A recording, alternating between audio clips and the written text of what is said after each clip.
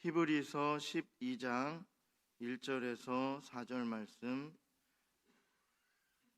교독하겠습니다.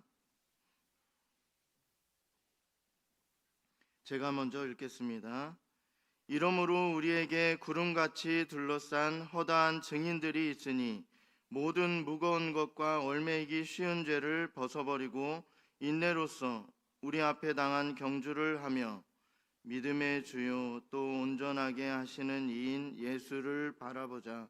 그는 그 앞에 있는 기쁨을 위하여 십자가를 참으사 부끄러움을 개의치 아니하시더니 하나님 보좌 우편에 앉으셨느니라.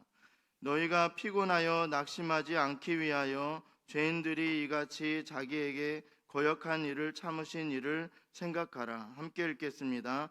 너희가 죄와 싸우되 아직 피 흘리기까지는 대항하지 아니하고. 아멘. 오늘은 히브리서 12장 말씀으로 너희가 죄와 싸우되라는 제목으로 말씀을 나누도록 하겠습니다. 오늘 본문에서 우리는 그리스도인의 상태나 모습, 이러한 것에 대해서 알 수 있습니다. 그것은 바로 싸우고 있는 상태입니다. 전쟁 가운데 있는 모습이라고 볼 수 있는데요. 그리스도인은요, 대적하는 마귀의 세력과 싸우는 자들입니다. 우리가 눈에 보이는 것만 싸우는 것이 아니라 눈에 보이지 않는 그 영적인 세계에서 계속해서 우리는 싸우고 있다라는 것입니다. 이것은 그리스도인이 됨과 동시에 우리가 하나님을 믿고 구원을 얻은 것과 동시에 일어나는 일입니다. 그리스도인은 이전에 행하던 죄의 모습들과 싸워야 하고요. 또한 지금도 유혹하는 죄의 속삭임에서 끊임없이 벗어나야 한다라는 것입니다. 우리가 신이 아니기 때문에 계속해서 죄와 싸우지 않고 또 죄의 유혹들이 계속해서 우리를 지옥으로 끌고 가려고 하는데 이 사탄이 우리를 가만두지 않습니다. 계속 유혹하고 죄를 짓도록 그렇게 만든다라는 것입니다. 이 유혹하는 죄의 속삭임에서 우리는 벗어나야 되겠다라는 거예요. 이것이 그리스도인들이 취하는 태도입니다. 오늘 본문을 자세히 읽어보면 히브리 그리스도인들은 이처럼 죄와 싸우는 일을 이미 시작했습니다. 계속적으로 진행하고 있다라는 것입니다. 너희가 죄와 싸우되, 오늘 본문의 저자는 죄와 싸우고 있지 않는 자들에게 죄와 싸우라 이렇게 말하고 있는 것이 아닙니다. 열심으로 죄와 싸우고 있는 그리스도인에게 더욱 열심히 바른 승리의 방법으로 싸울 것을 말해주고 있습니다. 참된 그리스도인들은 죄와 싸우는 자들입니다. 그리스도인들은 더 이상 죄를 사랑해서는 안 되는 자들입니다. 또한 사랑할 수 없는 자들입니다. 죄는 싸워야 하는 대상이지 결코 사랑의 대상이 아닙니다. 죄는 멀리하고 또 끊임없이 떨쳐내야 되는 그러한 대상이다라는 것입니다. 오늘 본문의 말씀은요, 여기서 더 나아갑니다. 죄와 싸우는데 이미 죄와 싸우고 있는 히브리 그리스도인들에게 저자는 피 흘리기까지 싸우라, 이 죄에 대해서 끊임없이 유혹하고 또한 이 보이거나 보이지 않는 그러한 거대한 싸움을 싸우는데 이 피 흘리기까지 싸워라, 이렇게 죄에 대항할 것을 권고하고 있습니다. 이미 싸우고 있는 자들에게 저자는 이 싸움의 정도에 대해서 알려주는데요. 그것은 사생결단의 모습입니다. 우리가 초대교회, 지금 저희 유년부도 초대교회, 이 바울의 이야기, 또한 바울이 세운 교회들, 바울을 또 파송한 다른 나라로 파송한 교회, 이 안디옥 교회, 이러한 것에 대해서 우리가 배우고 있는데요. 이처럼 초대교회 보면 죄와 싸우는 그리스도인의 모습을 보는데 그 목숨을 걸고 그렇게 싸우고 있는 것을 볼 수 있습니다. 내가 죽든지 또 네가 죽든지 이렇게 그러한 모습이 되어야 한다라는 것입니다. 이것은 단 한 번의 싸움으로 끝나는 것이 아닙니다. 마치 두더지 게임을 하는 것처럼 계속적으로 튀어나오는 두더지를 망치로 이렇게 때려잡지 않습니까? 그런 것처럼 죄의 세력과 싸워 이겨야 한다라는 거예요. 이것은 평생 해야 할 일입니다. 저자는 피 흘리기까지라는 이 완곡한 표현으로 이 싸움의 결말을 암시하고 있습니다. 그것은 무엇입니까? 마지막 날에 끝까지 싸워서 죄를 대적한 자들에게는 상이 있을 것입니다. 우리가 상상도 못할 그러한 하나님께서 칭찬해 주실 뿐만 아니라 또한 우리에게 주실 상이 예비되어 있다라는 것입니다. 그런데 그렇지 못한 자들에게는 사망이 있다는 거예요. 영원한 죽음, 그 지옥에서 계속해서 고통받는 그러한 일이 있다라는 것입니다. 이것은 동네 꼬마들이 싸우다가 코피 터지는 그러한 수준이 아닙니다. 그것은 그냥 아이들 싸움이잖아요. 그런데 이런 것이 아닙니다. 생사를 건 싸움이다라는 거예요. 죄와의 싸움, 그리고 끊임없이 유혹하는 그 사탄의 그러한 과의 그 싸움, 이 싸움은요 그냥 가볍게 여길 것이 아닙니다. 하나님 나라와 악의 나라, 곧 지옥의 기로에 선 전쟁이다라는 거예요. 우리는 예전보다 더 힘든 신앙생활하는 그 환경에 놓여 있습니다. 기독교 초기의 시대들, 또 핍박과 환란이 극심했던 그 시대, 우리가 100여 년 전만 해도, 그리고 70년 전 정도만 해도 우리가 엄청난 핍박을 당하면서 기독교인들이 그 신앙을 지키기 위해서 그 목숨을 걸고 예수님을 그리스도로 전하고 그러한 일이 있었습니다. 이와 마찬가지로 믿음의 선조들이 그 겪었던 그러한 핍박과 환란, 이 극심했던 시대, 또한 복음이 처음 전파되었던 순교의 모습이 있었던 때보다 지금의 시대가 더 신앙을 지키기 힘든 시대가 되었다라는 거예요. 예배를 드리고 교회 가는 것만으로도 핍박을 당하고 또 고문에 처했던 그 시기, 주님을 부인하지 않는다고 순교당했던 그 시기는 죄와의 싸움이 극명하게 드러났던 그 시대가 있었습니다.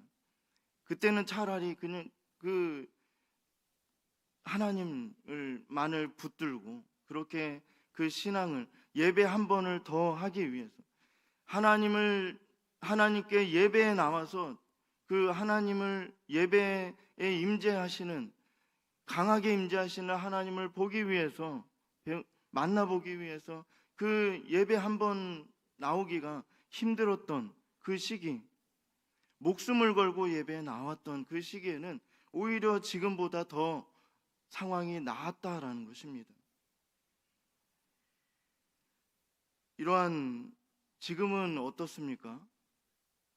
지금의 환경은요, 드러난 전쟁이 없다라는 것입니다. 그리스도인이면서도 전쟁하지 않습니다.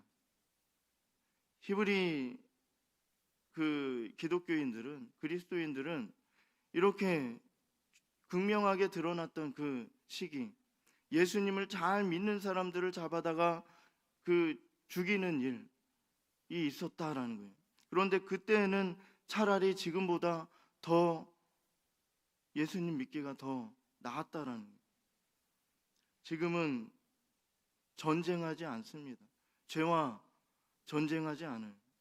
이 더럽고 추악한 죄, 그리고 그 교활한 사탄, 이러한 것들과 싸우지 않습니다. 왜 그렇습니까? 핍박이 없고, 또 순교의 모습도 없고, 환난이나 어떤 피해도 뚜렷이 없기 때문입니다. 누가 예배 나온다고 죽이려고 하는 사람이 있습니까? 우리나라에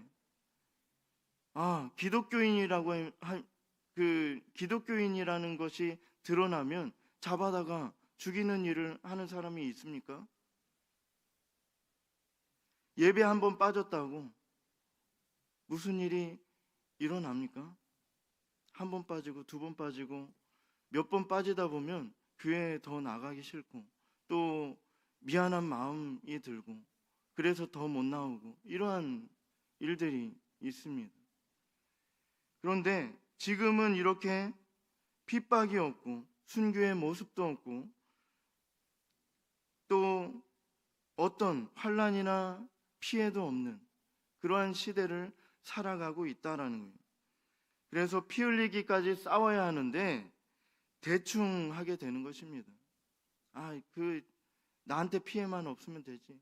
저 사람이 피해를 입고 너무나도 힘들어하는데 그러나 나에게 피해만 없으면 되지. 이렇게 그냥 대충 살아가게 되는 것입니다.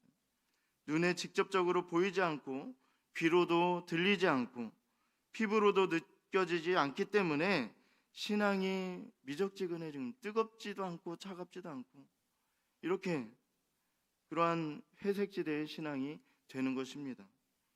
사탄이 이렇게 교묘하게 우리를 넘어뜨리려 하는데요, 우리는 이러한 사탄과 끝장을 봐야 합니다. 평생에 걸쳐서 순간순간마다 피 흘리며 싸워야 합니다. 이것이 우리가 행해야 하는 참된 그리스도인의 모습입니다. 우리가 이러한 것을 감당할 수 있겠는가 한번 또 생각해 봐야 돼요. 우리의 대답은 어떻습니까? 하나님, 가만히 계십시오. 제가 싸워서 이기겠습니다. 제 능력이 조금 있는데요, 제가 싸워서 이기겠습니까? 이기겠습니다. 이렇게 하나님께 대답을 할까요? 우리의 대답은요, 할 수 없습니다 입니다.